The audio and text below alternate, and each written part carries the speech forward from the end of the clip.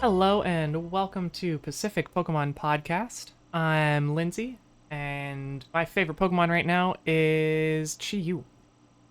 I'm Bambi, and my favorite Pokemon right now is Kanto Articuno. Kanto Articuno. Now that's an interesting pick. Where'd you come up with that one? I saw it. I saw it like in the thumbnail for a YouTube video, and I remembered it got Snowcloak, so I've been using it in Regulation D next to Obama Snow. You're going And for the snow evasion. Are you running bright powder on it too? oh yeah, you Of bet. course. Terra Water, a little bit defensive bulk, mostly speed and damage though. With the Terra Water and the Terra Blast. And Blizzard, I assume. Oh yeah, Blizzard spam for Yep. days. Does Articuno, I assume it gets Aurora Veil as well, correct? Um, Even I if you're can't not remember. running it, I think I it does. actually don't think it gets Aurora Veil itself. Let me check on that really That would be quick. hilarious. Um, I, Abomasnow obviously does, so yeah, obviously the Obama Snow partner can use does. that. And Articuno's natural bulk is pretty solid, all in all. That's definitely Yeah, an no, it interesting does not get strat. Aurora Veil. I can confirm. Wow. I double checked, and yeah, All Articuno right. is widely regarded as one of the worst Pokemon ever designed. It Uh, is. And that's why it's a and very interesting this pick is to be one running of it. those. This is one of those reasons. One of those cheese strat Pokemon. So I mean, it works in best of ones pretty well, but if you're planning to win, needing to win a lot of like games and sets, like in a best of three, you do not want to be rolling the dice that many times. Probably not, and I get But that, if you just want to definitely. have a good time on ladder right now, running Articuno with Evasion Snow stuff is Yeah, it's kind of fun. I can believe that. That makes sense. At least, Yeah, you know? and where Articuno fails, Dragonite Chien-Pao mops up usually. True. Dragonite and Chien-Pao, especially Chien-Pao in the snow, it Hmm gets a lot more defense. It does, and I Thing think can it actually usually survive hits. yeah, it actually can survive hits. I think with the boost too, it actually hits like you can invest a little bit of defense to hit the stat bump of 176 when snow's up. That's pretty good. That's impressive. Hmm Yeah, that thing can get pretty bulky in the snow. Definitely. Everything gets bulky in the snow right now. This is very true. It's underrated, but unfortunately, ice types defensively not good. Yeah, that is definitely true, unfortunately. They just aren't the best out there. No. They do have really good offensive coverage, though, and that's where I feel like Ground Ice Mamoswine is constantly discussed as the most offensive Pokemon, typing-wise, as Yep. the only Ground Ice type, if I remember right. I don't think there's any Um. others. No, I don't think there's any other ground ice types. So, unfortunately, Mamoswine's speed is not good enough unless you're running Scarf or something on But that thing. usually it has the offensive pressure and the priority Mm-hmm. to be able to pick up KOs. Like I mean, if you think about what we got right now in the meta, like the niche that Mamoswine like left a gap in for this generation was filled by Baxcalibur. That's true. The Dragon Ice type, who's Hmm arguably resistant to fire. Not literally, but And gaining that and it, attack boost is nice, for sure. and a metagame where you can change your typing to whatever you want. Yeah, I think it having a stat boosting ability that says hit me with a fire move is pretty good. definitely. I completely agree there. Yeah, Chi-Yu for me has just kind of been my staple all of Regulation C from once I started running Me it. too. Grass Terra Chi-Yu. I don't think there's a single team I haven't used Chi Flutter and some Regulation C. Those two together have been on like every single team I built or like had built for me. Yeah, I think that's the same for me. They've just been everywhere because they're just so consistent. Hmm Consistently good. You know, you go up against a Trick Room team, they're great to finish the game out because there's one turn left of Trick Room, you send them in, and the opponent's like, oh no. Yep. If I can't KO these right now, I'm definitely down next turn. You And really that's only just have kind of one how it turn to always deal with goes. it. It's now or never with that combo. Yep. Even resisted hits sometimes get 2-hit KOs because of Hmm just how strong that offensive pressure is between the two of them. Yep. So, let's move into our next segment here, though. Talking about the in-game events going on right now. We've got that Gimme Ghoul raid going on. The most subpar event raid they've probably run whatsoever up to this point.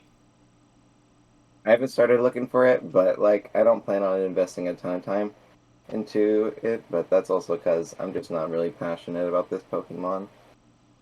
I think it's really cool that they found a way to give us shiny Goldengo for those who really want to hunt it. You know?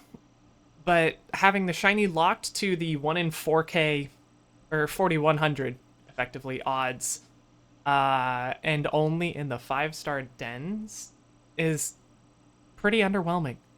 By the way, you only have a limited time to complete it now, too. Yeah.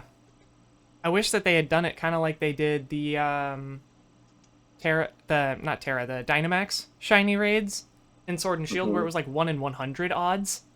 Yep. Like, please, because it's a limited time event. It's not like we're just going to be able to farm this permanently for the rest of our lives. Just, oh, hey, go get 5-star Gimme Ghoul raids every day until you find your shiny finally. Like, you can't do the slow game on that hunt.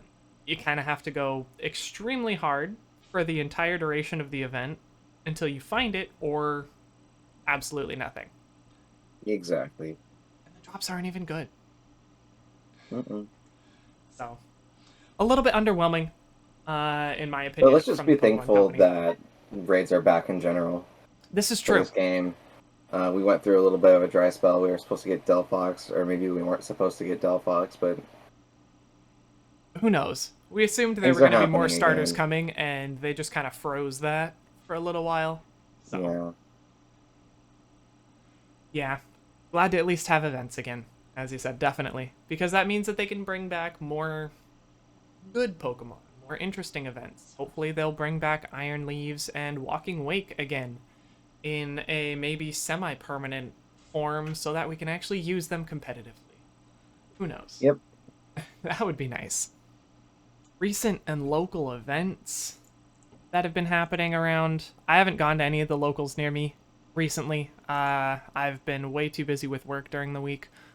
So I'm basically just looking at online tournaments personally here. Have you been going to any locals lately, though? I've been going to locals in Portland at a place called Gambus Games. I was on stream for before Top Cut in this last weekend in Portland. Nice, nice. Yeah, I lost to a version of Joe UX9's team. That's understandable. Run by a guy named Carson. I can't remember his last name. But he's one of the best showdown players in Regulation C. I do think I recognize that name as somebody who I've seen perform very well in the past. But he's cool. I got pizza with them afterwards, and it was a good old time. Nice, nice. That's always fun. Definitely a plus. Mm-hmm. How many participants were there? Do you remember? I think there were like 12 of us, maybe more. Okay, not bad, not bad. Yeah, that makes sense for the end of Regulation C. It wasn't over 20, though. That kind of makes sense for the end of Regulation C, especially. If you're not going to NAIC, nobody's really interested actively in the Regulation C competitions currently. And everybody's looking at Reg D. That's kind of like who showed up to, like VJ showed up to this event. Of course. Yeah, it was stacked.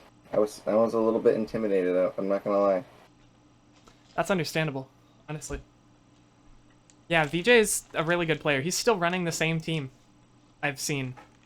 Still running the exact same 6 that he brought to Milwaukee, Fresno, Portland. Will the list go on? Yes. They'll have the same team at NAIC, as far as I know. So one of the things that I noticed about the NAIC prep tournament was that it wasn't won by an American player. I think that's the biggest thing that stands out. We got Blingo VGC from Colombia. This is true. Yeah, definitely stood out. But this tournament actually popped in pretty big. Happened this past week, if I remember correctly. Yep. Just this last week. And this tournament had 49 players, which is pretty solid for online tournaments. It's really not bad at all. The team that won that Blingo VGC brought, he went 8-1 with Dragonite, Chien-Pao, Iron Bundle, Great Tusk, Fluttermane, and King Gambit.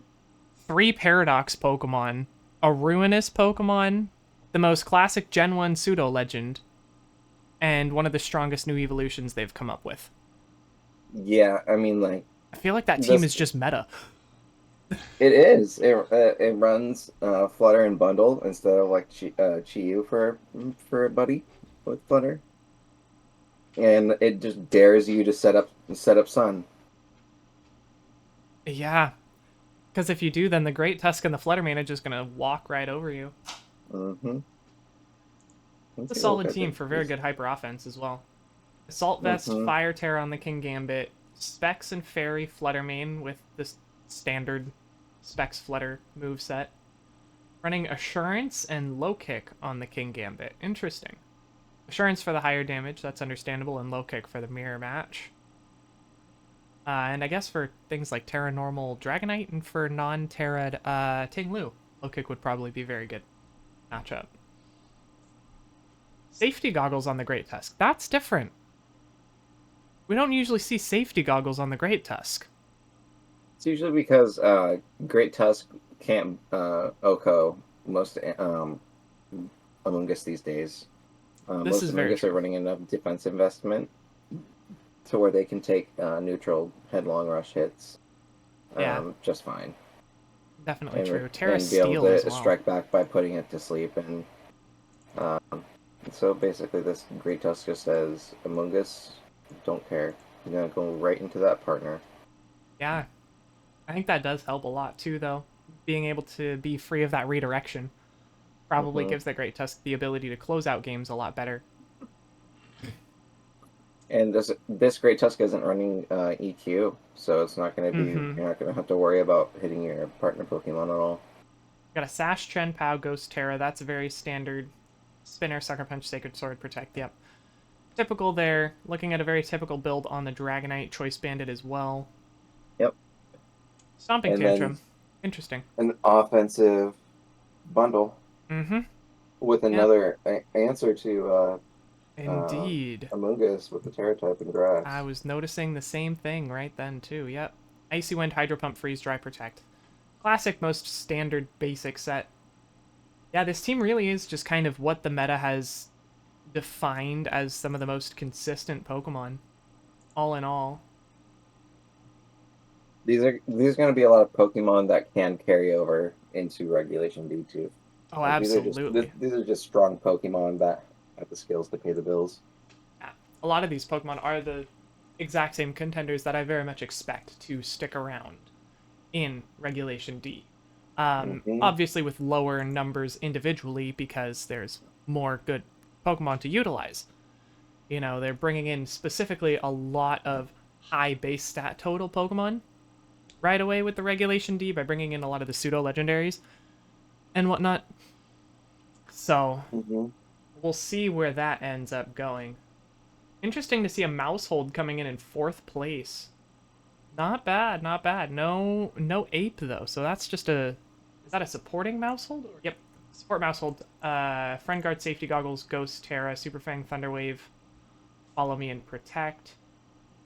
So that's just a different version of Mousehold and Friends with the Dragonite, Chien-Pao, Iron Bundle, Iron Hands, and Fluttermane.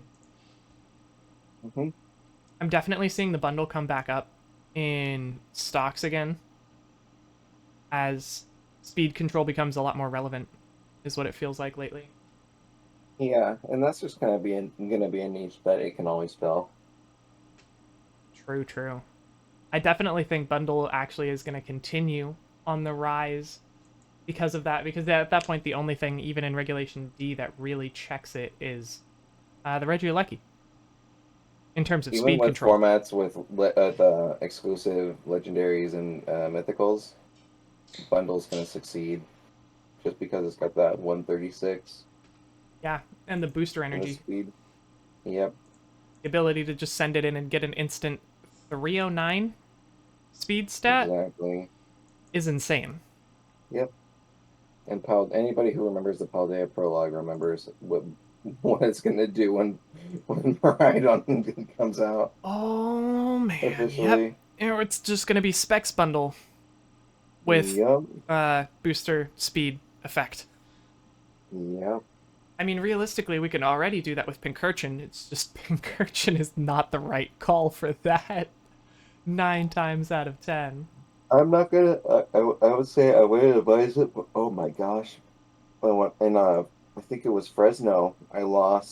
Um, I lost in the PC to somebody who was using a Pinterton Paradox team, running basically 5 Paradox and Pinterton. Yeah, I have seen a team similar to that on the ladder, and it absolutely wrecked me. When I went up against it, the Iron Hands and Pincurchin, that Pincurchin was so much bulkier than I expected it to be. I It's think one it of was those holding things that Assault when you Vest. see it for the first time, you just kind of go, "Oh." I think it was either Assault Vest or like Electric Seed or something that just gave it so much additional bulk. And that thing Mhm. was impossible for me to KO. Ah, yeah, an interesting Pokemon, that one, It was definitely. impossible for me to KO too. And I ran into a battle of attrition where we were gonna start going into a struggle battle, but then as I realized that I'm faster than Pincurchin, so I'll take more recoil damage in the end with my Great Tusk not being able to hit it after it Terraflings. In the end, oh man, it was, and yeah, it took me about 2 or 3 turns of just clicking EQ and it not being able to do damage to me either. Um, until it was doing curse, and then it got a sucker punch. That was good. That was a high enough roll to be able to swing it to where I actually canceled the battle instead of going for a struggle battle. But Instead of the long it on. it would I was like, oh my gosh, this is impossible. What do I do? Yeah, Um, Pincurchin is kind of slept on. A lot of people ignore that Pokemon, I feel like. yeah, But for it's. good reason, too. Mhm. I feel I like it's mean, hindered by it's its got it's moveset. got its niche, and I felt like it was just one of those times where I was able to get caught in its corner. True. And that definitely happens. It has happened to me. Hmm. Uh, second and third place also brought pretty standard teams to this tournament. The second place brought Fluttermane, Chien-Pao, Dragonite, Amoonguss, Chi-Yu, and Iron Hands. Very common meta core there, and trainer third place brought Joe UX9's team. So yeah, that's pretty standard across the board, all in all. Tatsugiri Dondozo coming in fifth, and Golden Ghost coming in sixth and seventh. Hey, Screamtail in seventh as Tyranitar in well. 10th. Let's go. Ninth, What was it? actually. 10th? 9th? My bad. T-Car Lycanroc Wrong line. just out of top 8. Yep. And then New Balance in 10th. New Balance everywhere. I mean, the fifth place is New Balance with Dondozo. Yeah, that's true. And yeah, second place has New Balance core just with Chien-Pao Dragonite instead of the Gyarados and the Tinglu. Hmm. You know, that core is just kind of everywhere. It's very splashable. You can put it on almost any team and make it work really well. Yeah, we just with the access to the tools we need to be able to use New Balance, I think it's going to be just a team outline that you can follow reliably throughout the generations to come. Definitely. Moving on to the next tournament on our list here, we got a 80 player turnout tournament last week by Coco for Days on Limitless. $100 cash prize for this Regulation D test tournament too. I'm kind of surprised how they advertised that, but it definitely brought in enough players. You know, bringing in 80 people to participate, that's a really solid tournament for early Hmm. Regulation D. And I'm seeing some very interesting picks on this tournament sheet.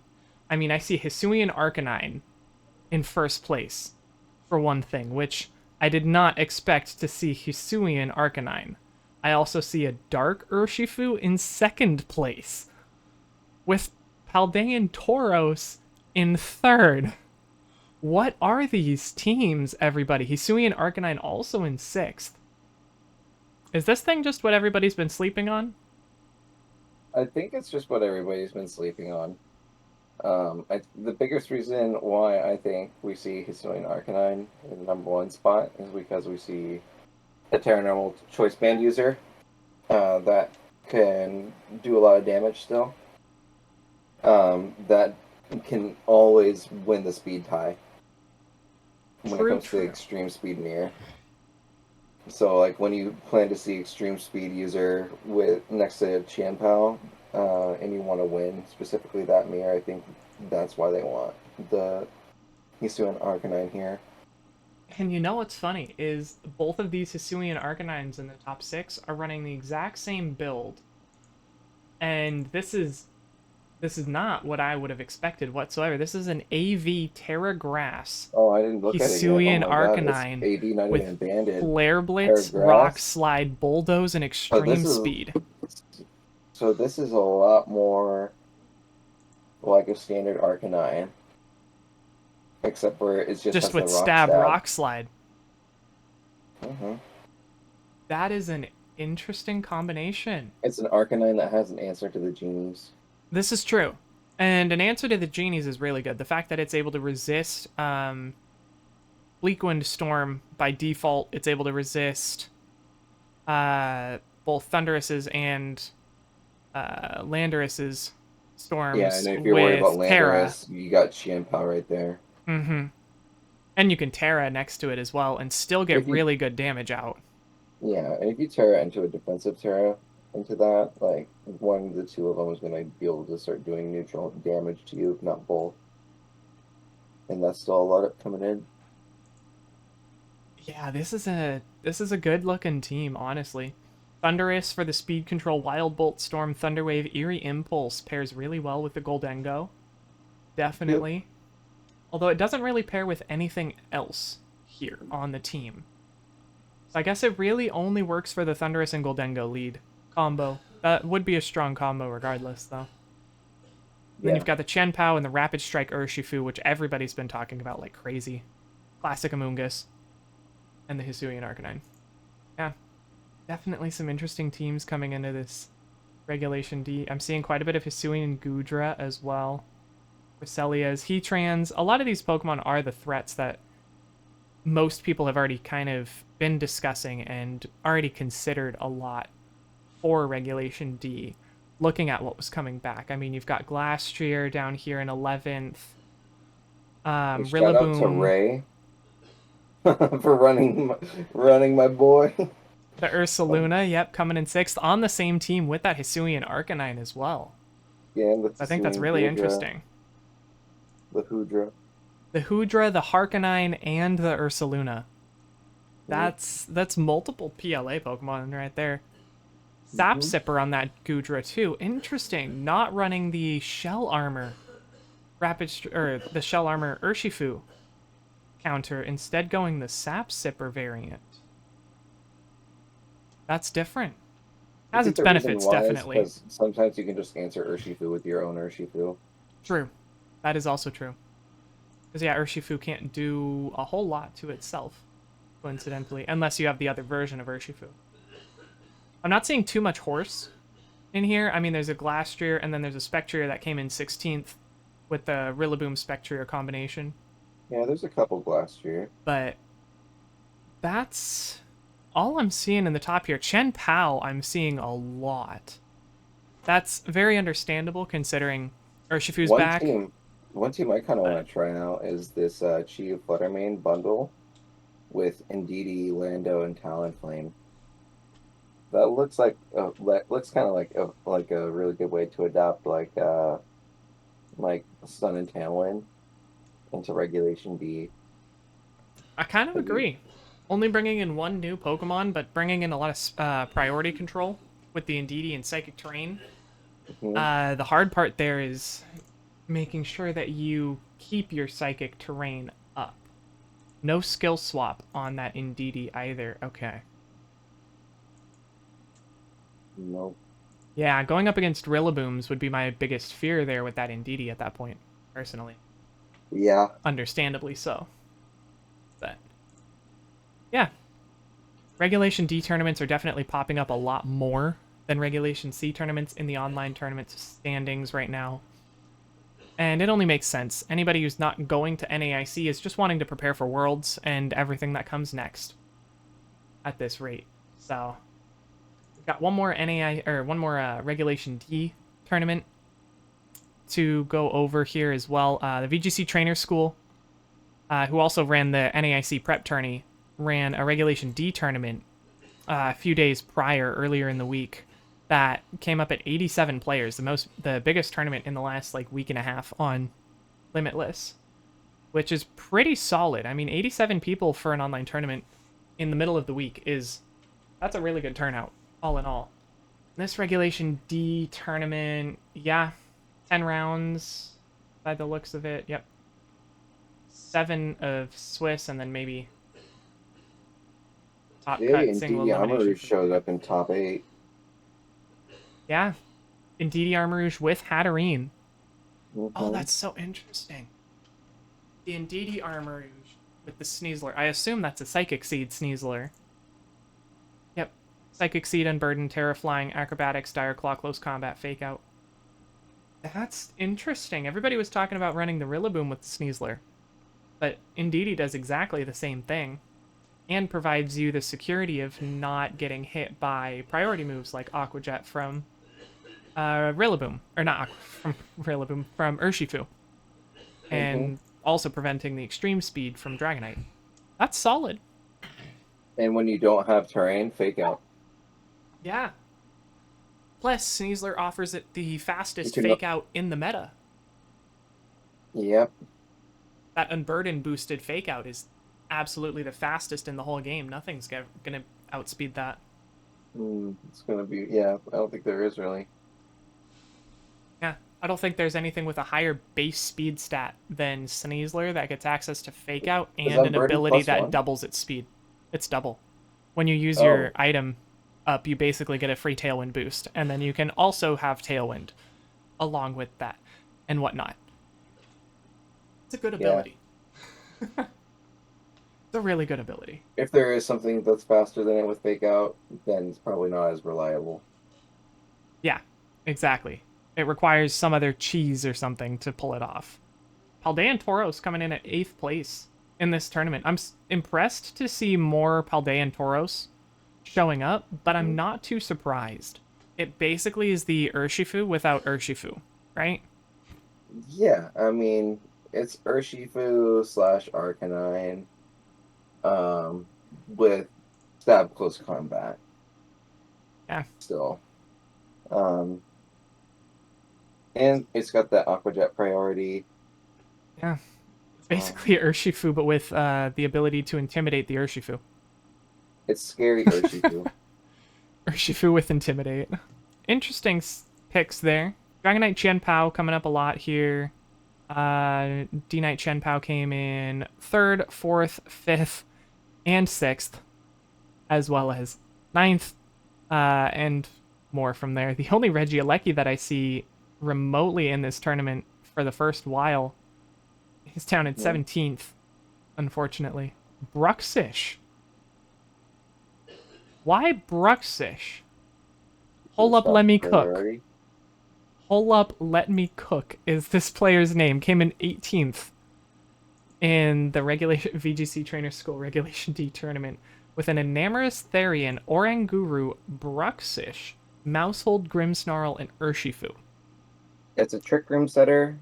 It's a Trick Room setter that... It's running the Power Bracer, too! Oh my god! Wow, yeah. Lower its own speed with that. The Urshifu is running Power Belt. What is... This is such a strange... This is in room service. Trick Room team. This is... Oh my gosh. I would hate seeing this in closed team sheet. Can you imagine seeing this team in closed team sheet and being like, why is there Urshifu outspeeding my Ursaluna in Trick Room? Why is there Urshifu so slow? Why is there Bruxish so slow? Wow. Oh, man. So Bruxish is a Trick Room setter that can block priority attacks. That's what its actual niche is on that team. And it can still Aqua Jet. Yep. It's like for a giraffe in that aspect. Just a water type for a giraffe with priority of its own, where for a giraffe is a little bit more defensive. Hey, speaking of the giraffe, we've got it down here in number 30. It does exist in Reg D at least. This looks like probably, a trick room in that prison. Gives you a buffer to Dragonite Chien-Pao things. Oh, absolutely. It's always going to have a utility on some teams. Yeah. Zapdos coming in 4th place as well. I feel like Zapdos is definitely slept on right now in Regulation D. Everybody's been looking at it like, oh yeah, it's going to be good, and then not putting it on any teams. I think it's just because everybody wants to try something new. Zapdos is a Gen 1 legendary. And I feel like its sets aren't any different even now compared to what they always have been, right? Yeah. I mean, honestly, the biggest difference, like the biggest thing that's ever happened to Zapdos is a non-crit based speed stat. And that's how old it is. Yeah. Like for that Dragonite, and like that access didn't to matter, Tailwind. but for Zapdos, it did a bit. True. Zapdos had a higher base speed, so that makes sense. And a different typing. Yeah. Electric type was just really good in Gen 1. Yeah. Interesting sets all in all across the board on these tournaments. Definitely looking forward to seeing Regulation D in a official standing. Obviously, Worlds is the only tournament that we have upcoming that is in the Regulation D format. However, we do have at least a lot of good online tournaments coming. We have a lot of information coming out. Tons of people are making YouTube videos. I've seen Neil putting out YouTube videos of Regulation D cores and metas for the last like 2 weeks straight. He's been putting out tons of videos. Pokesports guys are starting to make those. All of the above. Yeah, I've been on a couple Regulation D Twitch streams too, here and there. That's like right. I got to the first one I got to, this week was I got to battle Lucky Wolf on stream. Lucky Wolf was running Urshifu Snow with Trick Room and Hoodra. Trick Room, Hoodra, Urshifu, Snow. Interesting. Who was the Trick Room setter? Do you remember? Cresselia. Okay, that's understandable. Just Cresselia is a good version of speed control. And it's a good counter to Tailwind. You just click Trick Room when your opponent clicks Tailwind. Easy. Yep. So I wasn't able to click Tailwind at all, and I was bringing Tailwind. I brought my my Hisui and Zoroark team. Okay. Which was also running Snow. The H Zoro. Yeah, Zoro Shenanigans. And with that team, I was running some pretty cool stuff. If you guys want to join our Discord, I'll have the full team sheet in the Discord there. Notable things about the team I was running was Roselli Berry on Urshifu. Because you can Terra Dark and be able to take at least one Moonblast from Specs Fluttermane, even in the sun. True. Is this Dark Urshifu or is this Water Urshifu Terra Dark? This is Dark Urshifu. Dark Urshifu Terra Dark. Extra damage. With Wicked Blow, Sucker Punch, Protect, and Swords Dance. That is going to be a lot of damage, definitely. Yep. Just pure dark, no fighting type coverage whatsoever. Interesting. No, the idea I kind of had with this one was like I wanted to take the idea of the Dark Glasses King Gambit set. Yep. But use it on Urshifu where they can't protect. Yeah, but you can. Another thing I'm running on this is a Nasty Plot Landorus with Life Orb. Nice. I'm assuming Incarnate then? Yeah, Incarnate, by the way. Sandstorm Nasty Plot Incarnate, or Sandsear Storm. Yep. I'm impressed that Landorus and now Focus has Blast a good and Protect special moveset. Focus Blast, though, is a very interesting pick. You're not worried about the 70% it's accuracy? The strongest. It's like, no, like sometimes you just gotta make the roll for the coverage. I mean, I feel like I'd rather just take consistent coverage that hits neutral rather than the super effective. If you want to take extra sensory, sure. geez, is that really all that Landorus Incarnate gets in terms of special Landorus Incarnate's coverage? coverage is actually pretty hit or miss as far as things go. Extrasensory is 100%. Earth Power is 100%. Yeah, it gets Sandsear Psychic. Storm I forget is it just gets better Psychic. than You don't need to run Extrasensory. Earth Power. I mean, Extrasensory is not bad in comparison. It's 10 base power lower, but you have the chance to flinch. So there's that. Grass Knot's not terrible. But we're running Rain on Tornadus, so usually we're not too worried about it, because if we need to hit a 100% accuracy move, yeah, it's usually on the ground. The only problem here is that you really need to make sure that you get the Cresselia, because when I was playing against Lucky Wolf, I wasn't able to answer the Cresselia like I thought I was going to be able to. That's understandable. Ideally, I didn't see the long game enough, and I should have just taunted turn 1 instead of going for Hisuian Zoroark shenanigans. But it was just a best of 1 on ladder, on ladder randomly. In effect, yeah, best of 1. When she was streaming. Yep. And then... But hey, that's still fun. Yeah.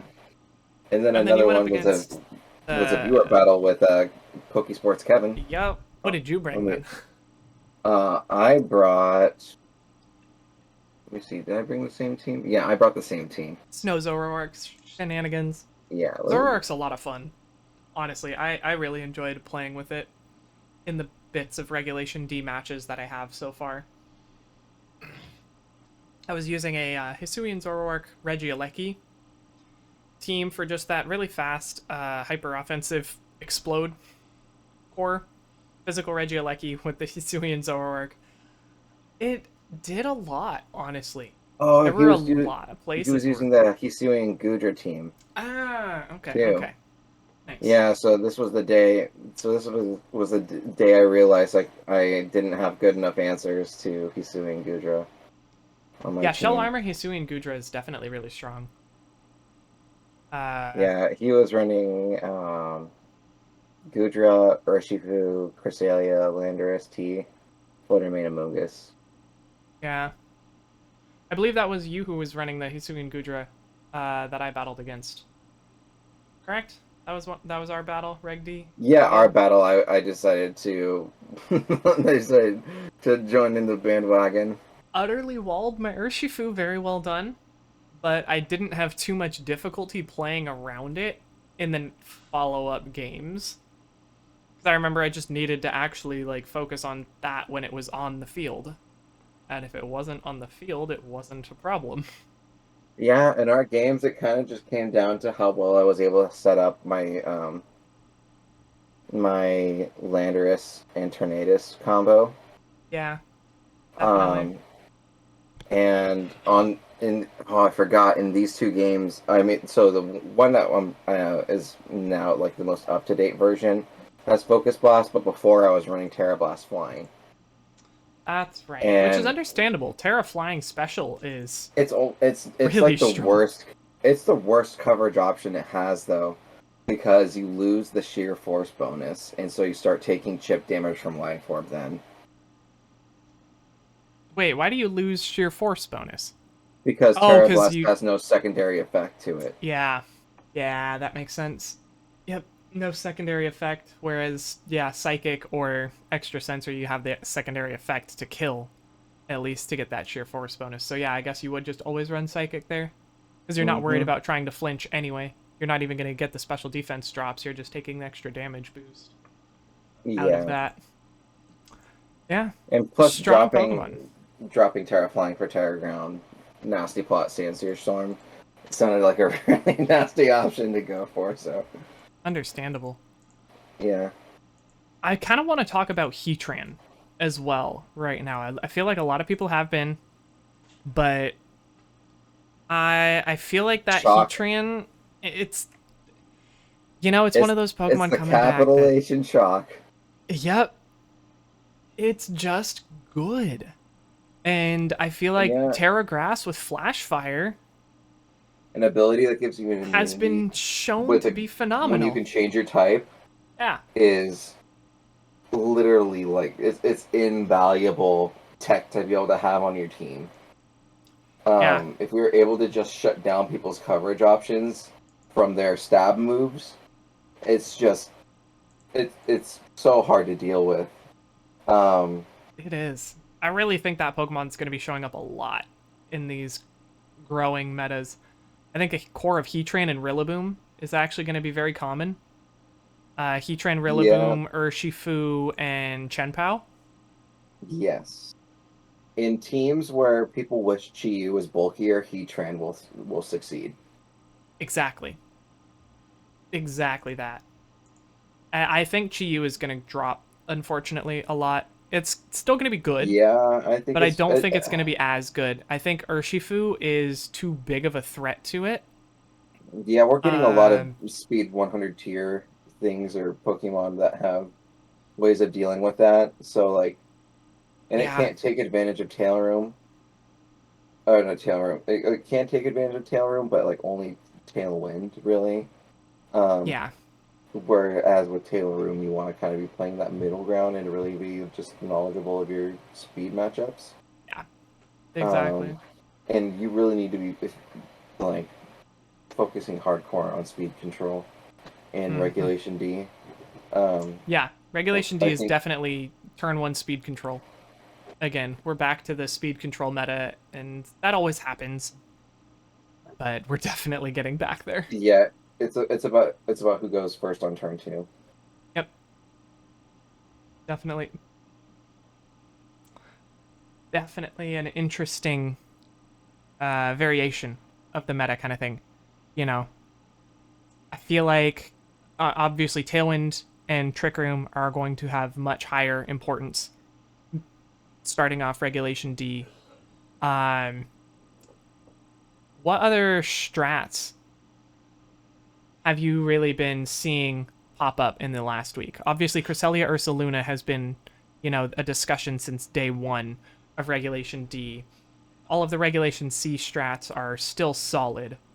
We kind of covered that Indeedee and Sneasler bit, same as the Rillaboom Sneasler. Genies are an obvious thing. I think people are just trying to try out new tech. Oh, definitely. One of the things I saw going on too was Sableye VGC using regular Moltres because it's Oh, essentially the best flame body user, especially after a Terrace. interesting, interesting. So you can roll for burns that way. Yeah, that definitely works fairly well. And I mean, regular Moltres is fairly bulky as well. So Yeah, it's definitely a a bulky flame solid. body user. Yeah, Um, Volcarona fills that role as well. Honestly, very yeah, well. Now that I think about it. it's a little bit different than Volcarona, I think. And True. I think that's kind of like Immunity to ground is huge. yeah, Honestly, Volk resists it or takes neutral. Because of fire bug resisting it at least. But hmm yeah. but raid powdering into an EQ don't matter there. Mm-hmm. Um, I'm interested to see where Hisui and Lilligant pops up in the meta overall. It's definitely a decent pick. Faster than regular Lilligant, does more damage, at least on the physical side, for sure. Um, but I don't think it's I think seeing much. Cinderace is slept on. Is Cinderace allowed? Cinderace is allowed in the new format. That's right. Yeah, I think one of the things that I mean, in my opinion, I just think is going to be really huge. Eventually, is going to be port change. I think being able, like, we're going to start seeing the metagame rise in such high, like, speed control to where you're just going to want to do it and, like, take advantage of it in turn one that way and just take somebody else's tailwind. That's not a bad call, honestly. The ability to actually steal your opponent's tailwind can be really good. I feel like if Cinderace had better defensive options statistically or anything like that, it would be dominant already in I the mean, meta. But I think its if you're low not going to run defenses are the only Chien-Pao reason. with it, ideally here, because you're kind of using it for control, you're gonna put a focus sash on it. True. But if you're running it with a Chien-Pao, then you can't run the sash on Chien-Pao, who also really likes having that sash. Yeah. So, I food for thought, but definitely I think you bring up really good points. I think one of the things too that's being slept on right now is hazards. Yes. Hazard control is like taking advantage of the fact that everybody's still running focus sash on Chien-Pao. So I think eventually, if I think we're gonna start seeing more hazard setups going on instead of speed control, especially from the balance teams. Yeah, especially now that we have Going for that Hisuian, Samurott, and Cleavor coming in, able to Yeah, set up the hazards through other means. I think we're gonna see a lot of decline in focus sash stocks. Yeah, I definitely have to agree there, honestly. Yeah, Hisuian, Samurott with the spikes, and Cleavor with the stealth rocks. Yeah, if I think anybody those two make a huge has a way of difference. making Perish Trap working in Regulation D, let me know. Because I think Perish Trap is officially out. I think we have the answers to Gothitelle we need to keep Perish Trap from happening. So I think it's only going to be, like, maybe Perish Song might still show up and all. But, like, if you have a way to make Gothitelle answer the metagame right now, let me know. But if you want to try cheese and you want to make it viable, add Dragonite Chien-Pao to it to take care of where your cheese messes up. That's kind of my advice for Regulation D if you want to try something. If you want to try a tear out, make sure you have Dragonite Chien-Pao in the back to mop it up if you're on ladder, if you don't want to lose rating. I definitely agree there, honestly. On the subject of Dragonite Chien-Pao, I think that's a great segue to just finish off with some discussion about NAIC upcoming this next Saturday.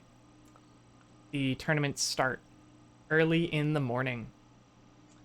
I definitely think we're going to see... stocks are low because Dragonite Chien-Pao stocks are at the highest they've ever been.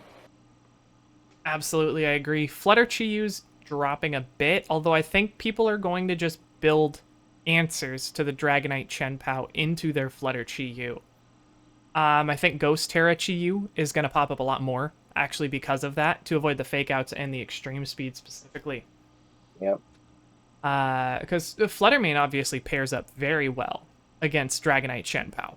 You know, Dazzling Gleam, if neither of them Terras, is free super effective damage onto both targets. What meta cores do you really expect to see coming in to Regulation C's final tournament on the very last day of the meta? Well, what I want to see happen is probably not what's going to happen. What I want to see happen is I want to see Indeedee Armarouge.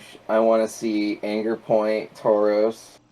I want to see Mouse Ape everywhere. And I want to see Dozo Bozo players take it out for one last ride. But what I think is going to end up happening is it's either you're running Dragonite Chien-Pao or you're not. I think we're going to see a lot of that New Balance core. You know, that people have been running a lot. I think we're going to see that very frequently. I think you're absolutely correct. Dragonite Chien-Pao is going to be everywhere. Fluttermane Chi-Yu definitely will be very common as well. I think Iron Bundle is actually going to make its way into a lot of those New Balance cores. Potentially even switching the Gyarados for Arcanine and the Chi-Yu for the bundle. You know, in that New Balance core of 6. With bundles, just better speed control option in comparison to running Chi-Yu and Gyarados. Yeah. Yeah. I think we're going to run into... there's definitely going to be some people running the niche stuff like Orthworm. Obviously, VJ is probably going to continue running Meowscarada and Tinkaton and Specs Gardevoir. But I think, outside of the top, 8 Pokemon, I mean, what do you think are the top 12 usage? What do you think we're going to see as the top 12 usage charts at NAIC? Dragonite Chien-Pao. In order. In order? Yeah. We're going to see Fluttermane, Dragonite, Chien-Pao, Tinglu, Iron Bundle, Iron Hands, Amoonguss. How many am I at right now? Let's see, that's 7. About halfway there. Okay. We're gonna be seeing a lot. We're gonna be seeing Torkoal. I think we're gonna see Great Tusk a lot in there as well. I think we're gonna. I think we're gonna see Sun have its last go, and I don't think anybody's gonna be bringing Murkrow. Nah, I don't think so. Not enough anyway. No. All right, so we've got Dondozo, Flutter. and then Dondozo Tatsugiri. You think the Dozo's gonna come back up? Yeah, in the then it's gonna be Mouse Ape next to that. All right, how many does that put you at? 1, 2. We're at 11, unless you wanted to add Lilligant in alongside the Torkoals. No, I'm not adding that next to it. King Gambit in that last slot. That's fair. Gambit, yeah. That's my 12. Yeah. So your 12, we're looking at Flutter, Dragonite, Chien-Pao, Tinglu, Bundle, Iron Hands, Mushroom, Tusk, Torkoal, Dozo, Geary, and Gambit. Yep, and you can argue with me about Torkoal if you want. Hey, nah, I'm not trying to argue this. This is kind of just what we think is going to be the most common. I just think Sun's going to be good. I think it is, honestly. Sun is a very strong meta with photosynthesis. You know, no matter how you spin it, it's going to be strong. I mentioned every Pokemon on Joe UX9's team except for Jumpluff. I think so. Understandable. It's a strong team. I wanted to make sure I added that and bringing Torkoal into that slot specifically because Joe X9 will be using it. You know, I don't know for sure if he will though. I don't think he used it at Fresno Regionals. Oh, he didn't. Oh wow. I don't know if he's gonna go back to it. You know, but I don't recall that being what he brought to Fresno. I think he brought a different team. I think if I remember, he was bringing closer to New Balance at Fresno, which I mean everybody was running New Balance at Fresno. So it is what it is there. Yeah. I think our top standings are probably going to be Fluttermane with Iron Hands at second still. I think Chien-Pao is going to rise to third. I think Chi-Yu is actually going to be in fourth on the usage, with Bundle following it in fifth and D-Knight right behind that in sixth. And then I think we're going to be looking at, you know, like Tusk, Tinglu, Mushroom. Gyarados probably going to pop up, you think? Yep. That was exactly where I was going next here. Gyarados, and then I think we're going to see the Arcanine rounding out the top 12, I think that is. Flutterhands, Chien-Pao, Chi-Yu, Bundle, Dragonite, Great Tusk, Tinglu, Mushroom, Gyarados, Arcanine. Oh, that actually leaves one more slot. There's That's 11 there. I just want to mention with Torkoal again, there are a lot of people who run his team that aren't named Joe. Oh, of course. Torkoal is a really good Pokemon. It has been a good Pokemon for a long time, and I think it will continue to be a good Pokemon for what its niche is, no matter what. Is Torkoal going to make an appearance here now? Convince you? I don't think it's going to be in the top 12. Dang, I think it's going to be a good Pokemon. I tried. I really think it's a good Pokemon, and I definitely think it's going to see a lot of good usage. I don't know that it's going to see top 12 numbers usage specifically. I'm thinking more than likely Goldengo will probably be that last slot, mostly because of just its ability being fantastic, and there's going to be a little bit of hype around the ability to have a shiny one. Somebody's going to do it. I guarantee you that. Somebody's going to be super excited to bring a shiny Goldengo to NAIC. Because they can now. So it's definitely going to happen. Do you think it's the chest form will show up with Eviolite at all? No, I don't think so. Okay, fair enough. I don't think chest form or even roaming form Gimmighoul is going to be viable at any point in time. Neither of them has good enough stats, realistically. Or an ability. Yeah, true. Yeah, I definitely think we're going to run into Fluttermane, Iron Hands, Chien-Pao, Chi-Yu. I think Amoonguss might actually be higher. Honestly, I think Amoonguss is probably going to be higher than Dragonite, now that I'm looking at my list here. Because Chien-Pao doesn't need Dragonite to be good. You know, Chien-Pao can run with Iron Hands, with Gyarados, with Arcanine, with Tinglu, and do great things for all of them. It can pair with Great Tusk fantastically. Dragonite is a great partner for it, but I don't think it's an exclusive partner. that's, I think, what we're going to end up seeing on the top 12. In terms of who we think is going to win it all. I can't say for sure how many of the top players are going to be there. Obviously. I'm gonna say it once, and that is that Neil Patel better go and win it all. Neil, he has been doing really well.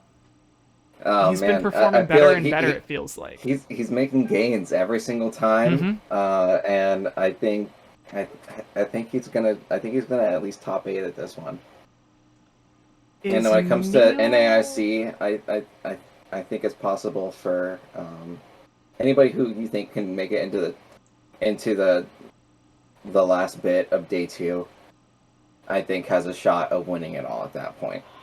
Yeah, I agree there. Honestly, Neil is currently sitting in at 63rd place on the CP standings with 418 CP. So he does have the opportunity to go to Worlds. He's earned enough CP for that. Yep. Obviously, he doesn't have day 2 invite or anything like that yet.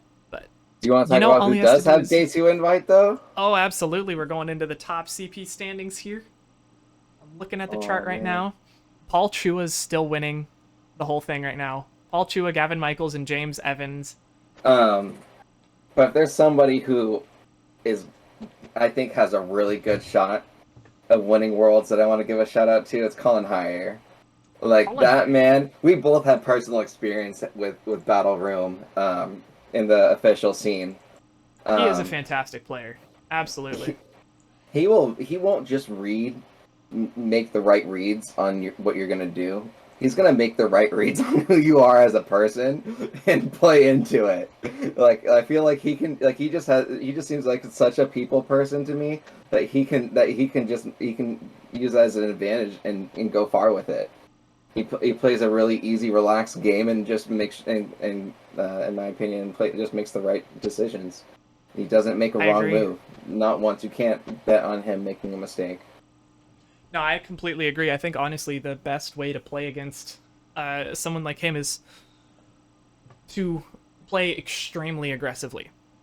Yep. Because if you don't click all of your best buttons every turn, your opponent will, and you will lose. You will be outplayed by just a better opponent.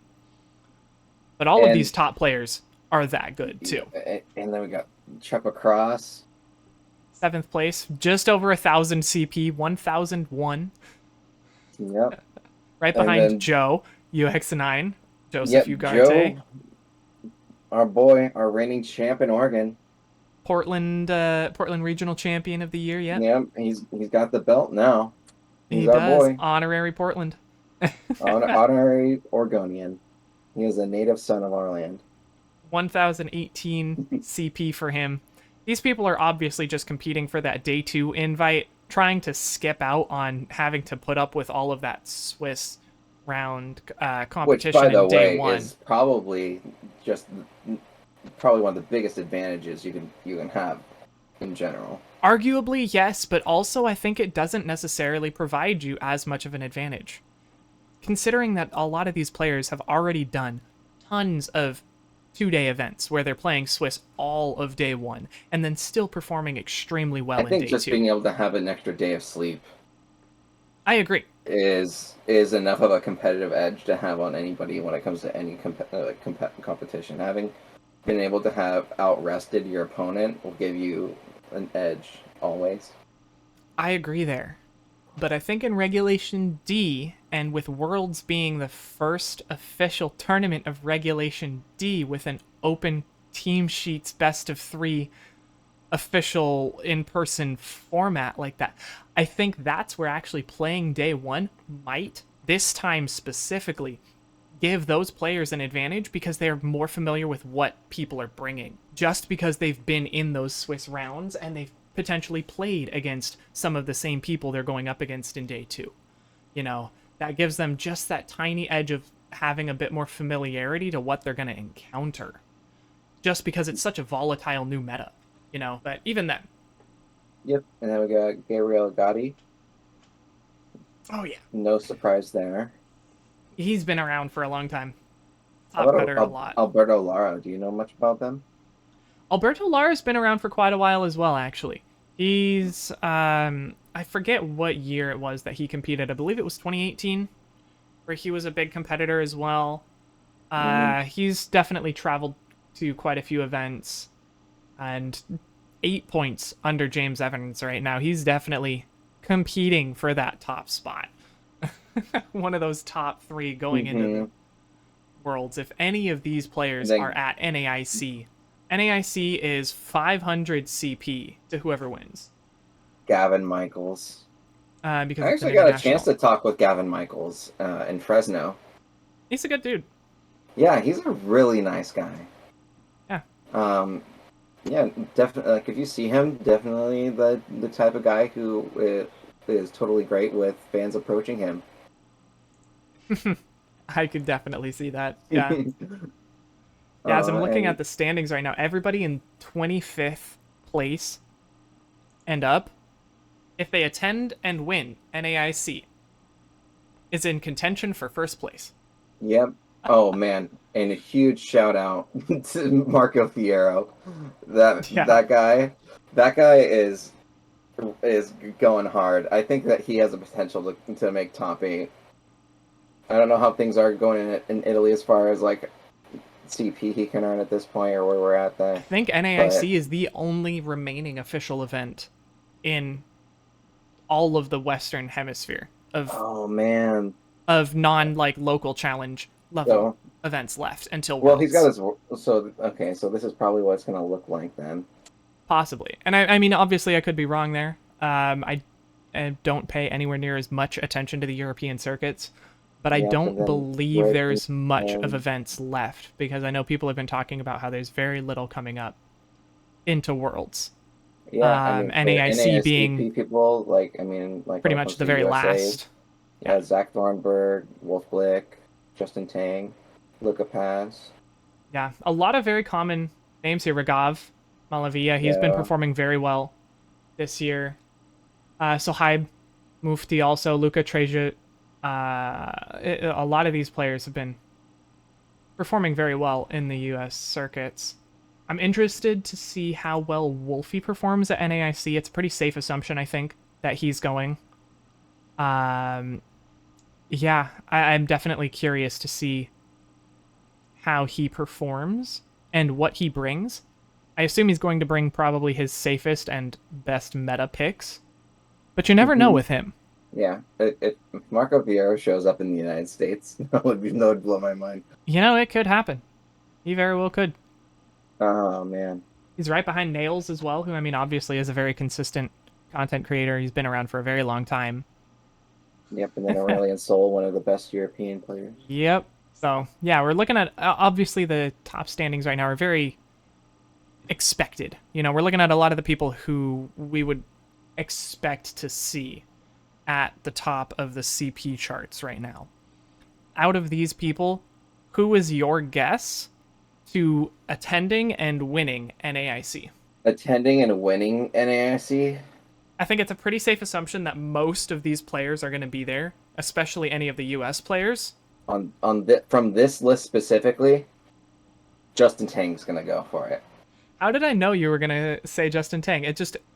And honestly, I'm almost in agreement with you there. He has put up incredibly good performances this year, but he also has experienced a bit of defeat. He's experienced a bit of loss this season too. You know, he's had unlucky breaks at tournaments where he didn't really do well. He didn't make top cut.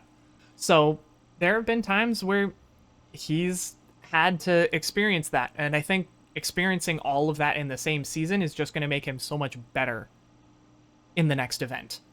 I think he's going to bring 100% of his A game in. So I definitely think he's going to be at least in top 8. Absolutely. Either way, I think we definitely know who our Team USA is going into Worlds. Yeah. I think it would be fantastic to see Neil come in and win the whole thing. I have faith in Neil his... is shooting for Worlds. That guy, the way, if you look at when I picture the graph of his like progress, I just see it getting exponential from here. Yeah. He has his Worlds invite technically. Yeah, anybody who has their Worlds invite, Team USA, let's go. I mean, he has more points than Brian Yom does even right now, who won wow, I didn't Milwaukee. realize that. Brian's chilling at 392. Neil's got 418. So Neil has been attending more events. He has been more present in the meta, which is understandable currently. He needs to top cut in a PC and do no better at least one more time. Yeah, even Zishuo Ding is. I only say that just because if he lower. gets one more CP, it'll be a cool number. 2 more, but yeah. 2 more. Oh, I'm bad at math. 418. Len Duel's coming in at 490. Emilio Forbes at 470. Emilio Forbes has attended like 3 events, and he has 470 CP. The dude has not been extremely active and just shows up to winning events and then disappears again. Yeah. That's just Emilio Forbes. That's what he does. I think if he shows up to NAIC, I think if Emilio Forbes goes to NAIC, he's going to win it. Oh, man, Emilio. Yeah, I think so. I think that's what's going to happen. That's my vote there. Emilio Forbes is going to take NAIC. Emilio Forbes gets beat by Neil Patel. That's my vote. If it's not Emilio, it's going to be Wolfie. Oh, Those are my votes there. Honestly, those two are some of the all-time best players, and I think NAIC is the perfect standing for both of them from their own perspective even to just take the whole thing. That's fair. That's not a biased opinion. I have a pretty biased opinion. Bias is okay in this kind of stuff, though. This is all just speculation and opinion of who's going to perform well. So bias is an accepted and understood part of that, I guess. All right, you got a couple of shout-outs to toss out before we close down here, so... I wanted to give a shout-out to one of my buddies who's playing in a Puerto Rican PC today. The GG's, VGC. Last time I talked to him just a little bit ago, I got a message from him. He's going 1-1. Had a super tough round 1, but is still going strong. So shout out to the GG's. Good luck to him. Hope he does well. It's always fun going to other places and experiencing competitions and different environment there as well, especially.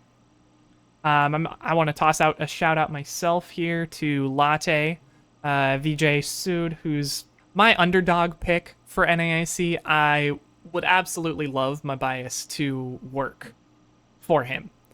If he could make it anywhere, even into top 8, that blows my mind. But shout out to that guy. Good luck to him. I did a best of 5 battle with him this week. I'm hoping he is able to pull off the victories that he's really looking to do. Yeah, go BJ. Good luck to him coming into NAIC this next week. And that's going to be it for us this week around. Thank you so much, everybody, for coming in. Tuning into the Pacific Pokemon Podcast. See you guys next week. Bye. Thank you.